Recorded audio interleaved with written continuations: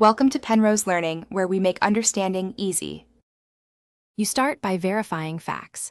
Confirm the exact device model, firmware version, and whether the Imei actually reports as blank or corrupted. Once done, make a full backup of apps and media to external storage or cloud, because restoring system partitions can erase personal files. Also collect proof of legal ownership, serial numbers, receipts, and ID, since legitimate Imei work requires authorization. These steps protect your data and establish a lawful basis before pursuing any repair path.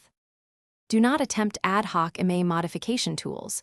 Instead, contact the manufacturer or an authorized repair center and request official diagnostics.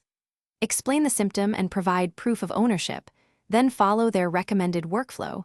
They often have vendor tools and sign procedures that preserve warranty and legal compliance. Once you have a service ticket or written authorization, schedule the repair or remote session. This route avoids illegal tampering and ensures any Imei restoration is performed transparently and defensibly. After an authorized repair, verify the restored Imei matches the original documentation and that the device registers on cellular networks.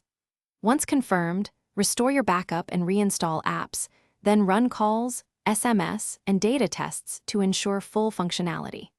If discrepancies or connectivity errors remain, escalate using the service ticket number and request escalation within the manufacturer. You can also contact your carrier or relevant regulator for unresolved disputes. This preserves legality.